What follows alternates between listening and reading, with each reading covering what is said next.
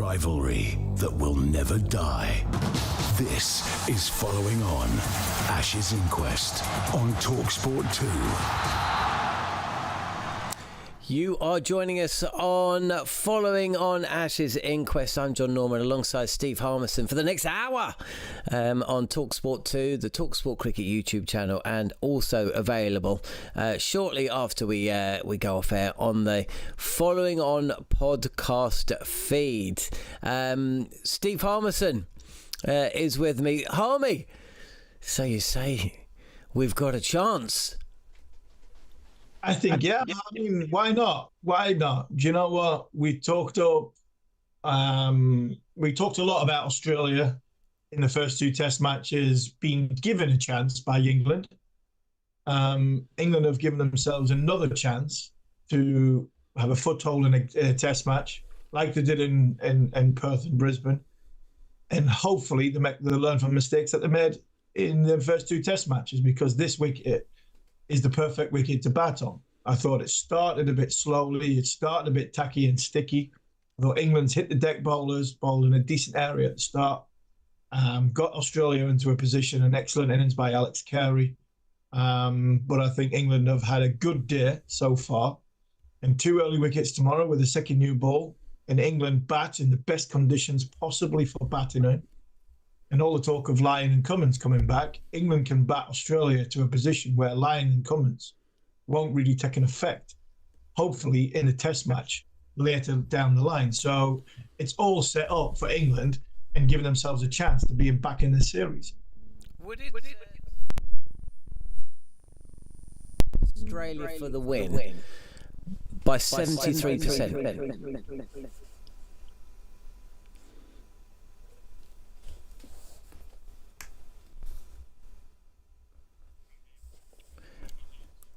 Harmy, would it surprise you to hear that CricViz have got the Australia win down as 73% on?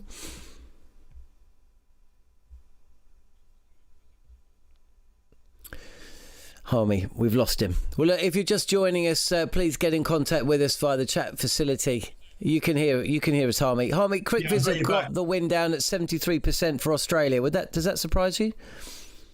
73% for Australia. Well, it surprised me a little bit, but I mean, you know what? When you look at these WinViz things and percentage this and percentage that, I mean, the game's not played in sort of hypothetical and what potentially a computer thinks. It's about somebody going and taking ownership of that situation in that time, whether it's bat and ball. And for me, I think England have took ownership in this situation very, very well, giving themselves a chance. And it's about one of England's batters, two of England's batters like Khawaja and Carey did, and stand up and be counted and make a big, big score on a wicket, which you probably not get a better one in Australia to bat on. So I'm surprised at 75%, but they're just seeing numbers on a scorecard. I think when you see both teams batting on it, hopefully England can do their job when it comes to the batting. And this time tomorrow, if England are 75% chance of winning, then we are in a brilliant position in the test match, because it means we've batted well and we've taken responsibility. Did England bowl well, or did Australia bat really, really badly? Alex Carey and Usman Khawaja aside.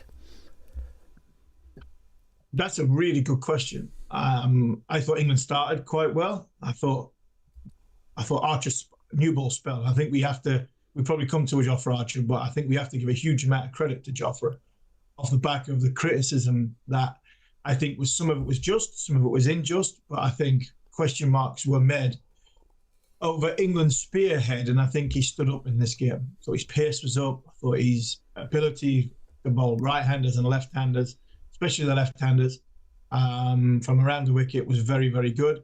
Pass was Cars. You know, he bowled some good balls. He bowled some scattergun balls. He took a couple of good catches. I think Australia will look back at their wicket dismissals and like England and really scratch their heads. Weatherall looks as though he's out of his depth. It was a poor shot by Head. Labuschagne first ball after a break wasn't the greatest of shots.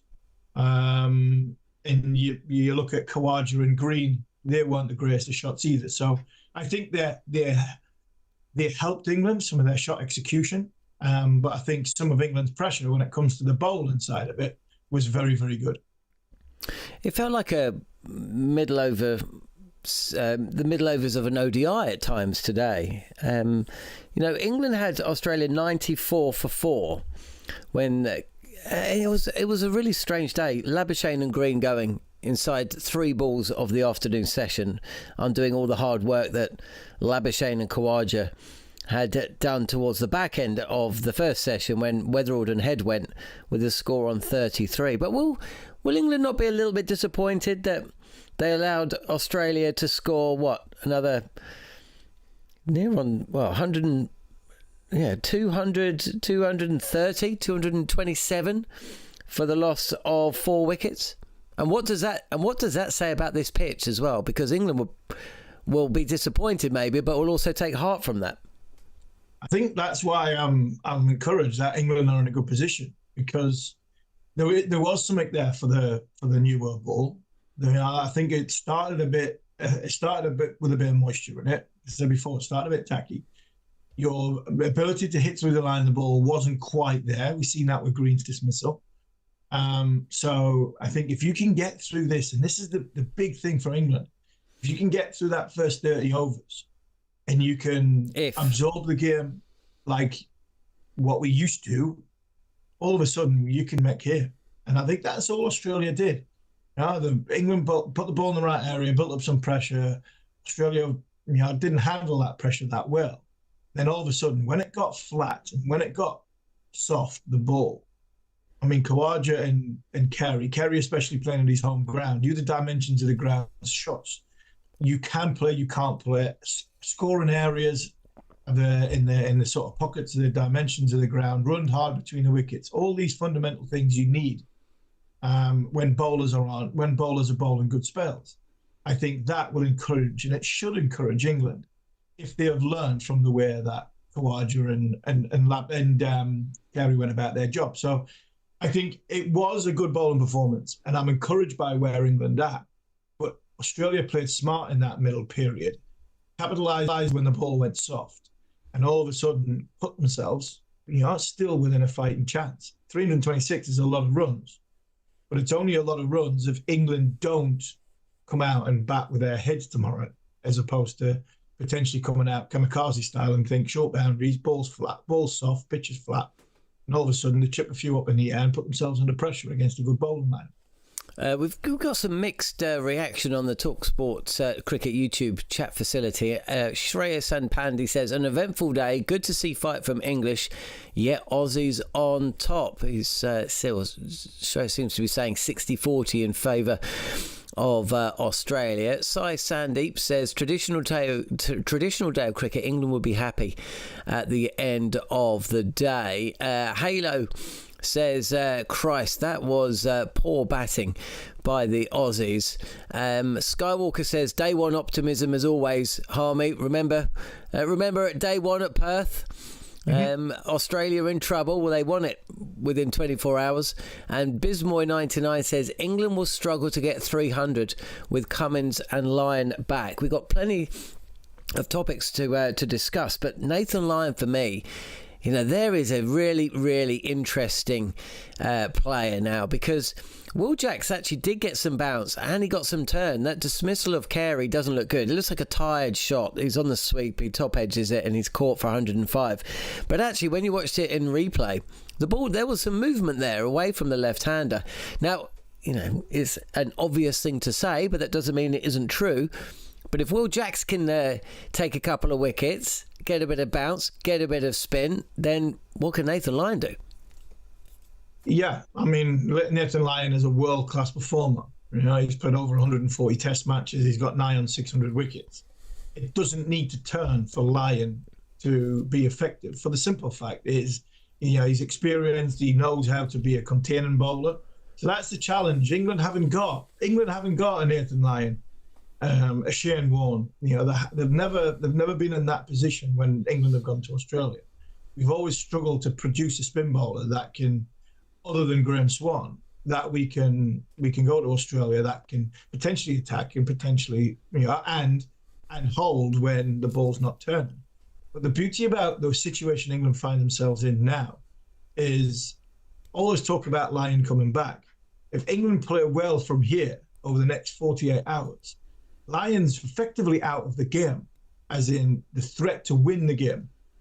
Because if England can bat well in this sort of day 2, day 3 period, all of a sudden, if they can get 150 runs in front, 100 runs in front, then the latter part of the game won't be as dangerous if they're chasing 260, 270. If they're chasing 120, 150, then that's what England have got to be hoping.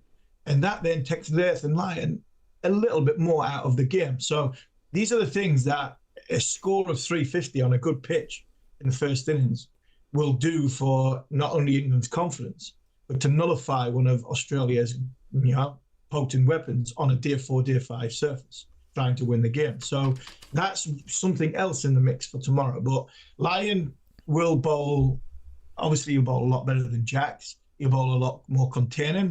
Jack's bowled 20 overs, 2 for 105, 2 good wickets for England.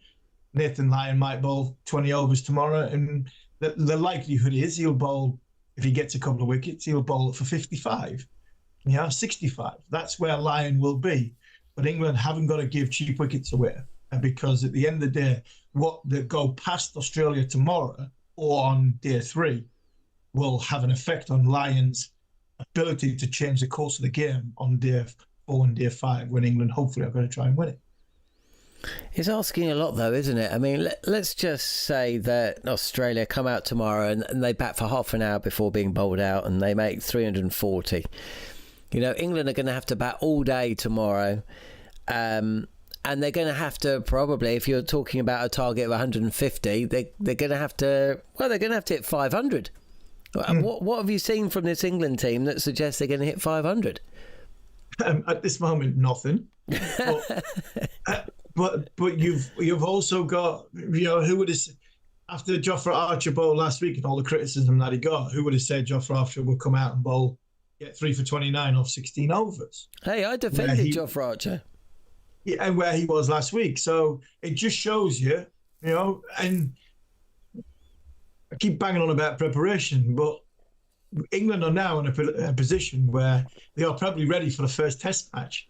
They're probably ready for their first innings in a test match arena and a test match status. So what gives me hope is that it's a flat pitch. Didn't really bounce that much. No, bounce is very odd. little.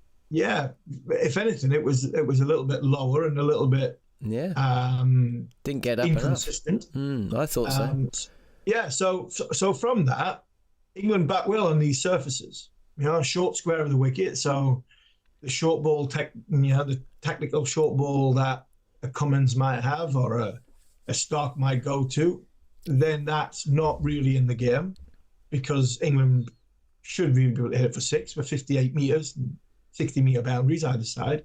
So, and this team is very, very good when their backs are against the wall. We've seen it in the past. Now it's a very, very good bowling unit.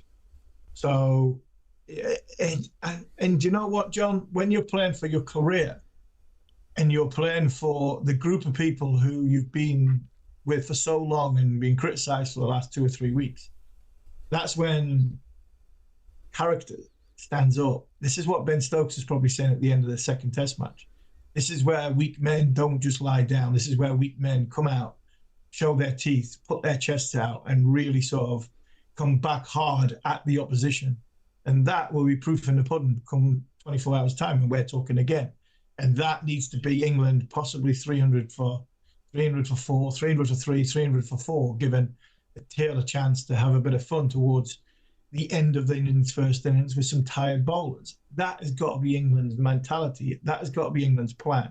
And it's also got to be the big buzzword on the dressing room wall as they go out, is take responsibility. Get in. If you get in on this surface, you can go big, and that's what England have got to do, because the last thing England need is to play a couple of cheap shots, kamikaze style, and give their wickets away like they have been doing. Hopefully they'll learn from their mistakes. Stokes absolutely balls that new ball situation. He could have had 2 with Archer and 1 with him, but no, he wanted to be the hero, says Two Beards Gaming. I did find that last 3 overs slightly strange. It didn't look like Archer really wanted to take the new ball, but of course he did. Maybe he just preferred that end. And then Stokes took, as Two Beards Gaming says, took 2 overs with the new ball. And it just looked like England were absolutely knackered, which I'm sure they were, because they've all bowled a lot and it's very, very hot out there. But part of me thought, well, why didn't Australia weren't going anywhere? Why not just continue with the old ball, and then you got the new ball fresh tomorrow? Yeah, I mean, in them situations, you're damned if you do, damned if you don't. Yeah, As a captain, absolutely. You look around the room and you go, right, and you try and catch the eye of the bowlers. And, if I'm sure Michael in our lot will be looking and thinking, right, where's Harmy? Fine leg. What's he moving like? From overs probably 75 to 80, Michael Vaughan in my time would have been looking and going, right, how's Fred moving at slip? Where's Simon? What's he moving like? Has Hoggy stiffened up yet? Is Harmy looking as though he's interested in sort of picking a handbrake off for a couple of overs? And then you'd start working out, right, how long can I give them in getting them warmed up and revved up? Who's moving the best? And I think Stokes might have just thought, you know what? I actually feel quite good here. I probably look better than what Archer does. Jofra's had a big morning, and it's getting towards the end of the day, and he's thrown everything at that first morning where he probably doesn't have that gear 5 in him. He might just have gear 3 in him. But he's Jofra Archer, and I might need to sort of, show the fact that Jofra might just be able to get a wicket because it's his presence. What's Karst looking like? He's another one that's put a shift in the field. Done a lot of running around. He's only bowled 13 overs, Karst, but he did a lot of running around and sort of from a fielding position, extra cover mid wicket and stuff like that. It's been a hot day, and I think Ben probably got to a position going, right, I probably feel the best at this moment in time because I've just been bowling. I'm going to take it, give it to Jofra, and if I have to have 2, I'll take 2. He possibly might have been thinking he was only going to get 2 overs with a new ball, and because he got 3, it looks as though he's took 2 overs, and I think that's probably what was going through Ben's mind at that time. He was probably looking at Josh Tongue and thinking he's done his race, he's run his race for today, and I might have to just ask Jofra to bowl 1 over because he's Jofra. And the presence might just pick up, a wicket. Varun Gandhi says, why did we see so many ODI type wickets today? There were rarely any bowled, just that inside edge from Inglis, if memory serves. LBWs or nicks into the slips. Brooke did put down 1 slip catch, but the point is true. People got out playing mistimed shots within the inner circle, and this is, when you say tomorrow that England should be able to target those short square boundaries, you're not going to, you're going to be hitting it into the stands rather than getting caught inside the rope. Usman Khawaja was caught inside the rope. Alex Carey was caught inside the rope. Labuschagne clipped one to mid-wicket. Green clipped one to mid-wicket. There just seems to be something in this. Well, there certainly was today. Just a bit of inconsistent bounce.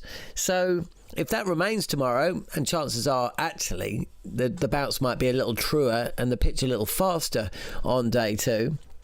But it's not the Adelaide pitch that I suppose on day 1 we were expecting when Australia won the toss. Well, I think if you look at the wickets in isolation, I think in the first 25 overs, because there was a little bit of moisture and tackiness, like I said, which always happens now in surfaces because you can't put water on during a test match day's play. I think a lot of the surfaces start a little bit moist, and I think that's why Ben likes to bowl first a lot of the time. And I think if you look at some of the wickets, there were shots which were the batters expecting the ball to come on that little bit more, come onto the bat a little bit more true of bounce, like you say, a bit of inconsistency. And I think what you'll find over the next 2 days is the pitch getting harder because of the sun baking it. Whether there's any little indentations, because sometimes, especially tall bowlers that hit the deck, there's little indentations come in surfaces which have got a little bit of moisture in. And then as that test match goes on, the pitch gets baked and this roller starts taking effect. Then become dangerous because you could hit the top end of one and it rears up, or you could hit the back end of one and it keeps low. So I don't know what that surface is going to be like on that front because we're not there. But what you've seen in the wickets, you've seen a ball which I think Weatherall thought it was going to get a bit higher, and he got cramped for room. But like I said before, I just think Weatherall's out of his depth. I don't think he's that good. I looked at heads that sat in the surface, and he was leaning back a touch. Cameron Green was hitting way out in front of himself because he's expecting the ball to come on a little bit more, and it's sitting in. So I think that moisture inside the surface in the first sort of hour or two, I don't think it paints a true reflection of what this pitch is going to be like over the course of the next 2 or 3 days. And who's the other one? And Labuschagne, and I think Labuschagne was done for pace, first ball after a break. Yeah, he was expecting that ball to come off the pitch a little bit faster. He was expecting there was a bit more pace on the ball from the bowler, and he just played a poor shot. Yeah, Harry Brooks style from the last Test match. So I think when you look at the wickets in the first 4 wickets, I think the surface that there was at that time had a little bit more slowy, stoppy bounce, and I think that will come out of the pitch as the sun bakes on it and the Test match goes on. Al95 says, Aussie here, England's day for sure, still a long way to go, but I would rather be in England's position. And yeah, I mean, it's a similar score to what we saw at the end of day one at the Gabba, and of course Australia did go on to score 500 plus across day 2 and 3 and bat England out the game, and we all know what happened at the Gabba. In terms of the Australian bowlers, because again today, Jofra Archer aside, who I thought bowled fantastically well, consistent lines and lengths, good pace, got the wickets, but also hardly went for a run. You know, Josh Tongue, first spell really good, second spell less so, then came back strongly with that wicket of Inglis. Bryden Carr's first 4 overs were a horror, and it seemed like Ben Stokes was reluctant to bring him back. And that's why that Josh Tongue dismissal of Inglis was really important, because at that point, you know, Carey and Inglis had put on 60-odd for the 6th wicket, and it was just looking again like Australia were just pushing things back towards a position where, you know, it was going to be their day. And then Will Jacks essentially did what Shoaib Bashir would do. He was expensive and he got 2 men caught on the boundary. That's exactly what we saw from Bashir. So, but of course, he's going to have some batting to come as well. So having a look at the pitch, and, you know, even if it does flatten out a touch, which of the Australian fast bowlers do you think will be most suited to bowling on that pitch? Well, early on, obviously Stark will use the new ball well because he'll move it through the air and move it laterally. Mitch Stark doesn't really need the surface to be dangerous and effective. He comes into his own when the ball's newer. I think if Cummins and Boland were on that surface first thing this morning, I think there could have been a challenge, because the inconsistency of bounce and a little bit sideways movement from the sort of moisture wicket. So now it's not about who be effective on this pitch. It's how England play them types of bowlers.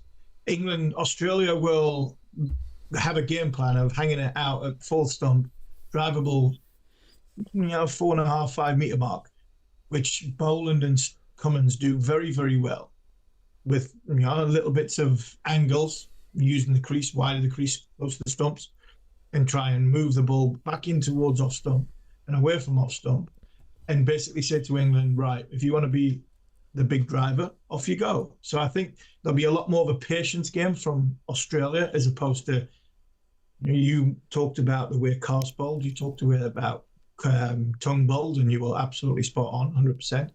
England had more maverick type wicket taker, not bowling to a plan and just every ball's an event. I think that's Josh Tongue and Bryden Carr, where I think they'll be a little bit more thoughtful on how Australia are going to bowl to England, and basically say we're going to shut one side of the ground down, we're going to bowl at fourth or fifth stump from 25 overs out, and say, right, can you go at 3 and over? Because we don't think you can. And I think Boland and Cummins especially will hit that 4.5, 5 metre mark and say, right, take me on if you want to drive. If there is any consistency of bounce, good luck hitting it to the fence. And I think because of that, I think England will have to use their heads, something they haven't been able to do in this Test series so far. So I would imagine that will be the plan from Australia's point of view. And Nathan Lyon will just wheel away at one end and hopefully do the Will Jacks role, but all 20 overs for sort of 50, 60. And England, will they go after them? Time will tell. Nasty Badger says England has no team bowling. Each operate on their own and lack that incision. But he also says it's a good batting wicket. It does feel like that at times. And also, I found some of Stokes' captaincy today slightly baffling. And I could hear Matt Pryor on TNT commentary felt the same. He couldn't work out what they were trying to do. It seemed like it was around the 35 over stage. England had them 4 down.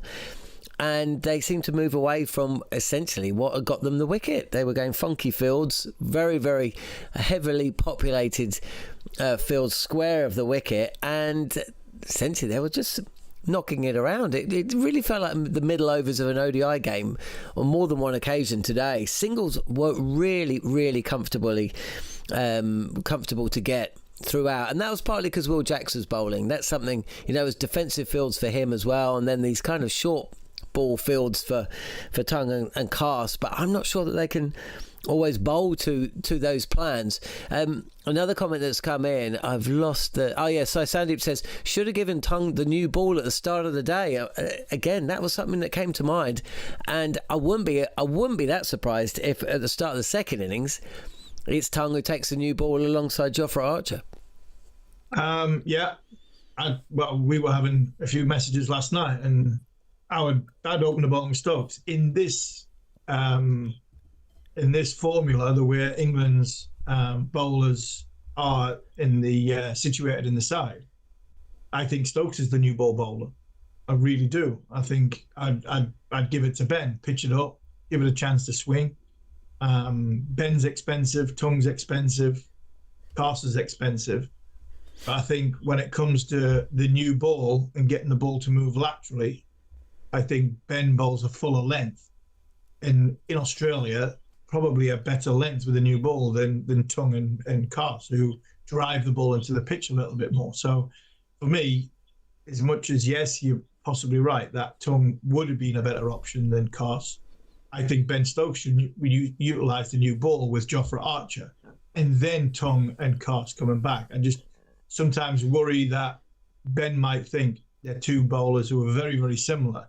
And if one doesn't quite get it right after the first 10, 12 overs, it's very, very samey when it comes to Tongue and Cast. So I agree. Brydon Cast is not a natural new ball bowler. He's a first change bowler, try and break a partnership up, and he bowls wicket-taking balls. Remember, he got Travis Head out as much as he didn't hit his straps in that early part.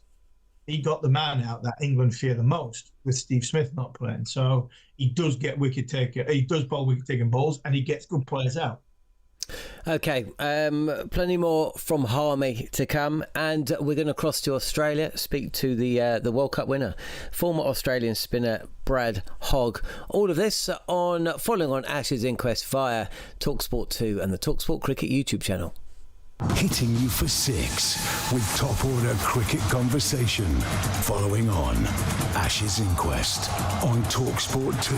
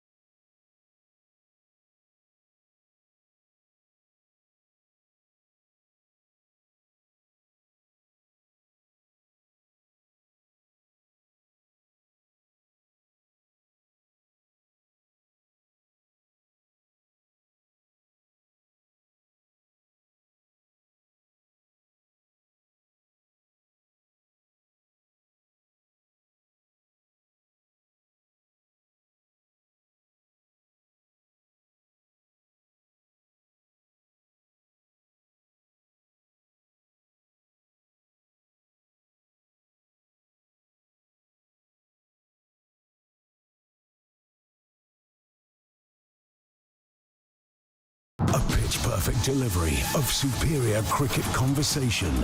This is Following On. Ashes Inquest on talkSPORT 2. This is Following On Ashes Inquest on talkSPORT 2 and the talkSPORT Cricket YouTube channel. I'm Jon Norman alongside Steve Harmison, and I'm pleased to say Brad Hogg, former Australian spinner and World Cup winner, is with us. Brad, well, first things first, Alex Carey. A brilliant century. What a turnaround. You know, he was one innings away from getting jettisoned from the Australian team, wasn't he? He was very close, sailing very close to the wind. And then he played a come-from-behind knock against New Zealand. He's not looked back. He was brilliant with the gloves at the Gabba. He's already scored some vital runs. And then to score 100 on his home ground in front of his wife, his family, so soon after the passing of his father, it was quite a moment and a really, really important innings. Oh, definitely. I think he's just one of the class acts of Australian keepers that we've had going around with the bat as well. But I really enjoyed the contest with he and Jofra Archer. That was a big turning point in the game, big turning point in the innings, and that him getting through that tough period got Australia in the position they're actually in now. And I don't think Australia should be in this position. England, Cast didn't bowl well with the new ball, and through that middle period, they just let Carey get away with scoring too freely. So they should have been able to apply a little bit more pressure there.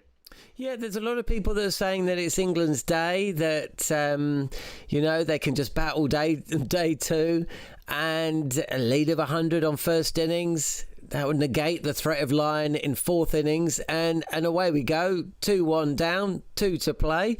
But from what you saw, how did you see that pitch, and how do you think it's going to play moving forward, and who's going to be the big threats when it comes to Australia's bowlers?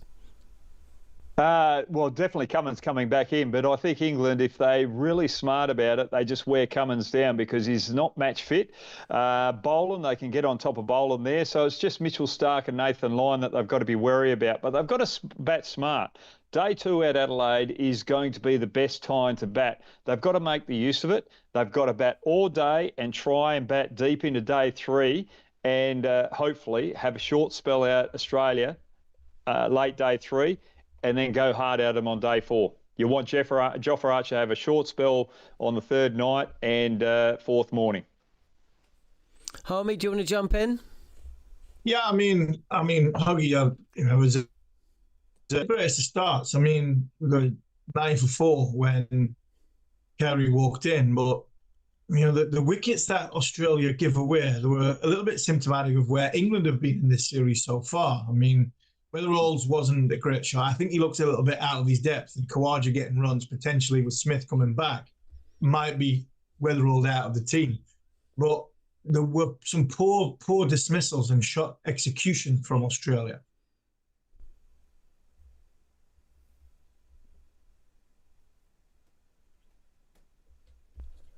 Oh, it sounds like we've lost Brad Hogg. There was some poor. Oh no, well, I'm here. Oh, no, I was just waiting for Harmy to finish.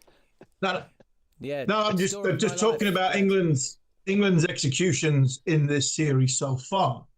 Yeah, that was the fault of Australia in that sort of first session, wasn't it? Because the execution of the dismissals that Australia had weren't up to probably the standard that you want in Test match cricket.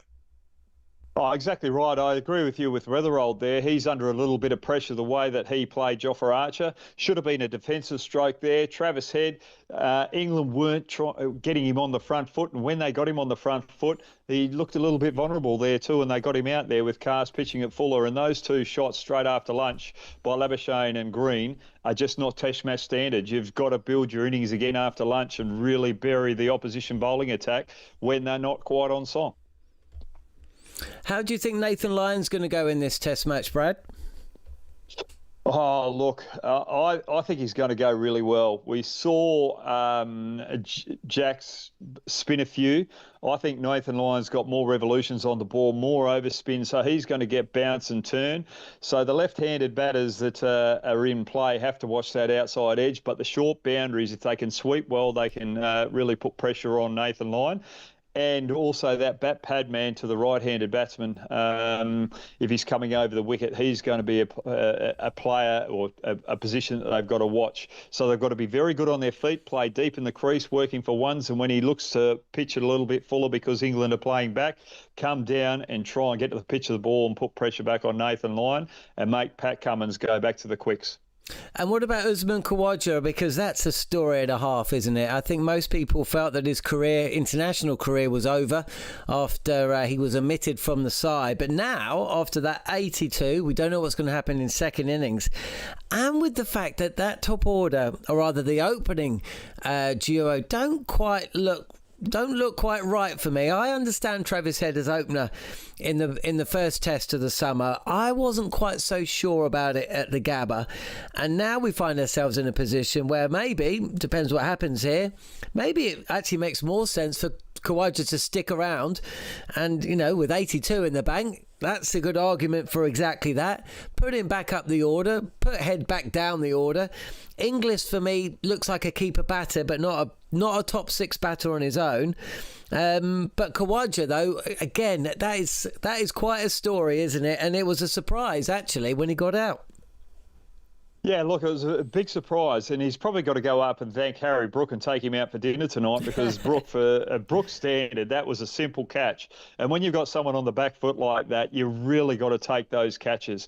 And that's one area where England have let this Ashes series slip away at this present moment. They've got to fight back in that regard. But I've penciled Khawaja for the Australian selectors to get him out of the Australian setup now, start building for the future, the next generation, and you've got to try and keep Weatherald in there. He's played one or two good innings, but give him a little bit more of an opportunity. And if Khawaja can go up there and open with him again, he might be able to just give a little bit of experience with Weatherald out the other end, because Khawaja is very good at leaving the ball. And that's something that Weatherald's got to add to his game. And I agree with you. Travis Head looks out of sorts opening the batting at the present moment. He's playing from the crease. He's looking to be on the back foot. He's not looking to get forward. And if you're opening the batting against a new ball when it moves a lot, you've got to look to get forward. And two of the worst shots in the entire series have been played by the bloke who's just signed for whoever it is in the IPL for about £1 billion. How does that work? These things happen. People just get a little bit of excited at some stages, and Cameron Green's one of those particular players. I think he's just excited to be back in the Australian team, fully fit, and I just think he's getting a little bit overawed. How do I actually play? And when you don't play like that, backing away in Test cricket, and the shot that he played today, he's got to be a little bit more selective than that. So for me, he's got to turn things around very quickly and start playing Test cricket rather than being in that white ball mode, because you just can't be backing away that far in Test cricket. It's embarrassing. I know you used to have a kind of a mystic, clairvoyant character back in the day, Brad. So let's fast forward 24 hours. What are we saying at the end of day two? At the end of day two for the series, for the excitement of the series, I'm hoping that England are 3 down, probably 50 runs behind Australia's total out that stage. Harry Brook in, just starting to build an innings, and let's see the best of Harry Brook, where he plays a little bit of that conservative game, but on day 3 when he comes out, he starts attacking the Australian bowlers and really enforcing his presence, because I think he can turn this series around on his own bat. Brilliant stuff, Brad. Thanks so much for your input as ever. Always fascinating to chat to you and hear your thoughts. It's always good to get the Australian take on things as well. We've had loads of comments on the talkSPORT Cricket YouTube channel. Nasty About It says all of the wickets were thrown away by the Aussies. There's nothing in the wickets. Stark can get wickets anywhere, though, if he bends his back, and he does always bend his back. He also follows up, Root can make a century if he believes in himself and tries to stay and hit the ball on the ground. England winning depends on how long they stay at the crease. Bazball won't work. England need to put a price on their wickets. NZ Deplorable says, to be fair, Australia have thrown their wickets away. It certainly wasn't due to good bowling. I mean, it does ask the question, or lead to the question, what happens when there is good bowling? You know, if the batting conditions might get a little bit easier, that may be true, but I don't know. I find it, I think tomorrow is going to be very different, Harmy. I think that Root will be playing Root's game. Pope will put a big price on his wicket for obvious reasons, because he can't afford to fail in this test match and England to go down 3-0 down, and I think you might see changes in the batting order. Brook is an interesting one because he's come out and called some of his shot selection shocking. So I think he will modify his game, and we saw Stokes do exactly that. But at the top of the order, I don't see any change from Duckett and Crawley. And truth be told, I think that's probably the best way to go about things tomorrow. Nailed it there. I think when you look at Ben Duckett has been, I think he's been got out by good bowling. I think he's got a vulnerability for me. If I was bowling at Ben Duckett, I'd be bowling half volleys on off stump and wanting him to hit me straight. And if he hit me for a couple of fours back past me, I wouldn't be that bothered, because I know that's where I can get him out when the left shoulder comes in and he comes across it and he nicks it with a straight bat. I think Stark's bowled really well at him on that front. And we've seen glimpses of Crawley. I hope Ollie Pope has a good day. But the interesting one for me is Harry Brook. Because if Harry Brook can leave that ball that he's been sort of pushing outside off stump, fourth, fifth stump, that Australia are obviously going to bowl to, then I think he can have a good day, because this boy is so talented and he's due. And I think hopefully the little bit of, not ridicule, but a little bit of stick that he's been getting will stand him in good stead to fight back and power back.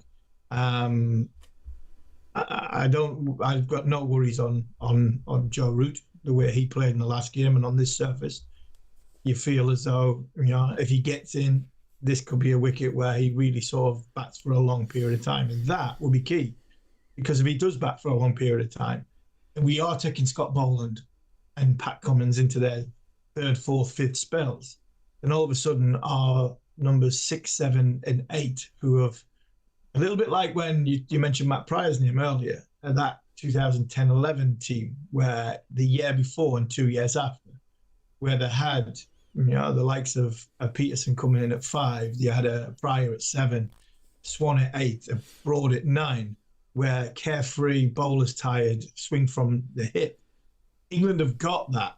Well, the problem that we haven't got is they earn the right to give them the chance to take the game away when we are tired bowlers, 400 and whatever for 5, and put pressure on and, you know, get that little bit extra in the batting first innings to win the game. And that, for me, is something that England need to do tomorrow, because they've got the tools. I think they've got the ability, they've got the talent. It's all been about the brain cells. And I think hopefully they've learned how to bat on this surface by watching Alex Carey. Now, there's no real demons in it. And that, for me, is what hopefully will stand Brook, especially in good stead tomorrow, because I think it's a big innings for Harry Brook in the context of this series, but also, you know, the context of his career as well. Responsibility, vice captain, 30-odd test matches. Harry Brook needs to stand up, because yes, he's averaging 50, but, you know, can you do it in a big series away from home? He done it in Pakistan, done it in New Zealand, not chance to India. This will be a big statement of Harry Brooks to go and make a big score in this game and get England back in the series. The other reason for batting long, of course, is because you don't want to be seeing those England bowlers trooping out half an hour after the tea break, do you? Because they did look knackered. They did look tired today. They all bowled, 2 or 3 spells. Stokes pushing 20 overs. If they have to come out again, then that's when you really would start to be fearful, giving up, I don't know, an 80-run lead, something like that, and the likes of Archer and Carson Tongue having to come out and do it all over again, Stokes, then you've really got a problem. I mean, essentially, Harmy, day 2 at Adelaide is where England are either going to lose the Ashes effectively, or they're going to keep it alive, isn't it? We've had Mikey 7-8, 7-8. Archer will get hammered in the second innings. Travis Head will crack 100 in the second innings. England they've just got to bat 89. Well, they've got about 90 overs. If they bat 90 overs, they'll score fast enough to get up to where they need to be, 400 or so, 420. They're not going to win the game batting 90 overs, you wouldn't have thought, but they can get ahead of the game. And surely this is a pitch, especially with Will Jacks coming in at 8 and Carse at 9, surely England have got what it takes to bat 90 overs. Yeah, I mean, the questioning Jofra Archer there, and I mean, if we mocked Jofra Archer having a pillar, if he can spend the next 36 hours closely, in close proximity to that pillar. Well, I brought a pillar to work. Yeah, and England have got a chance, because you're right. England bowl coming out at tea time tomorrow and bowling again. Not only does it finish the Ashes, I think it might finish a few bodies off as well. I think Ben's body becomes under jeopardy. I think Jofra's body becomes under jeopardy, because they can't keep having this short of a rest. So, yeah, 100% agree with all that. The Head one, it's interesting, Hogg, you mentioning that.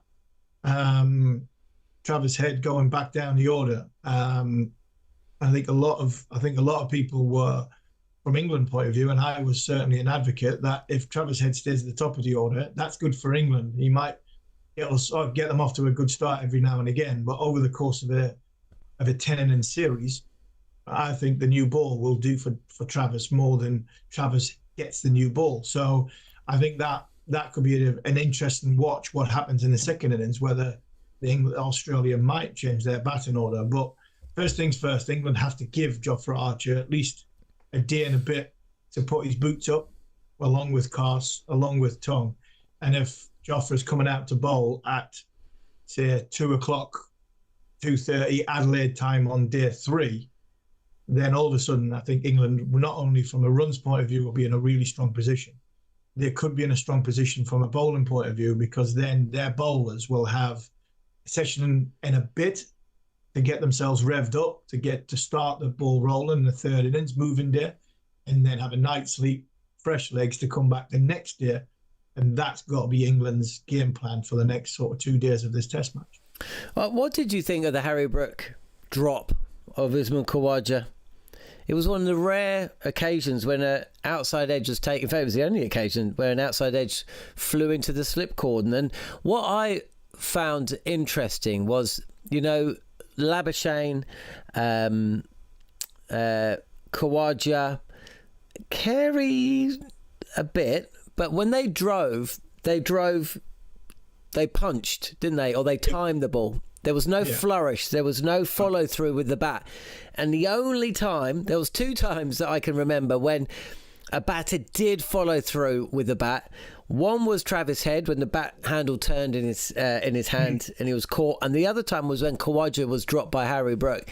And I'm hoping, though not expecting, England have watched that and just thought to themselves, hang on, okay, we can punch through the covers, we can push the ball down the wicket, but when we do so like the Australians have done. We put away those big booming cover drives that we've seen Ollie Pope and Zach Crawley get out to this series.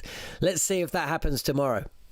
Yeah, and I think the big sort of follow through, flourish and finish. I think what that does to the modern batter and the technique is knocks their balance, and it knocks them off balance, and it pushes their head position in a position where it probably shouldn't be, and that's why it ends up going to slip. On the Harry Brook catch, hands up, you should have caught it. Simple as that. As an international Test match slip fielder, Harry will sit there and go, "Sorry lads, I should have caught that." Right. So I'm not going to defend him on that. He should have been taken. I'll throw some things in on why it was made difficult. It was at a time where the wicket was still a little bit soft. It was a time where the wicketkeeper and slips had to come up to the crease, because up to a little bit closer, maybe 2 yards closer than what they should be, because of the slowness of the surface. And because of the angle of the ball going away, it probably would have been a catch to third slip's right hand, as opposed to Harry Brook having to dive and get full stretch towards his left hand. I said that, he got two hands to it, so he will believe, and he should have probably taken it. But these are the things that, like you mentioned, there was a big flourish of the bat. He expected possibly it to come a little bit quicker. It looked as though his hands were low and his fingers were down as opposed to potentially up. And I think that didn't help him. And I think because they were standing close, I think it all happened so quickly that the ball hit Harry, rather than Harry sort of, when you take a slip catch, you take it and then you take it in, as opposed to the ball hitting you and startling you. And I think all that thrown into the melting pot is why he dropped it. But at this moment in time, sitting there in the dressing room, I would imagine Harry Brook will say, "You know what, lads, sorry, I should have caught it." Okay. Harmy, thank you for your time today. You're also on the Sports Breakfast Show. Updates will continue overnight on talkSPORT throughout extra time, starting off with the Sports Bar, early Sports Breakfast, and then the Sports Breakfast Show. And myself and Harmy will be back tomorrow as well. This is available. If you're just joining us on the talkSPORT Cricket YouTube channel or tuned in to talkSPORT 2 and you want to hear the start of the show, then head over to the following on podcast feed, where you'll be able to download and listen to the show in its entirety. Harmy and I will be back following day 2 in Adelaide from 7:30 a.m. to 8:30 a.m. UK time. But for now, thanks for joining us here on Following On Ashes Inquest. On DAB, online, on the app and on your smart speaker.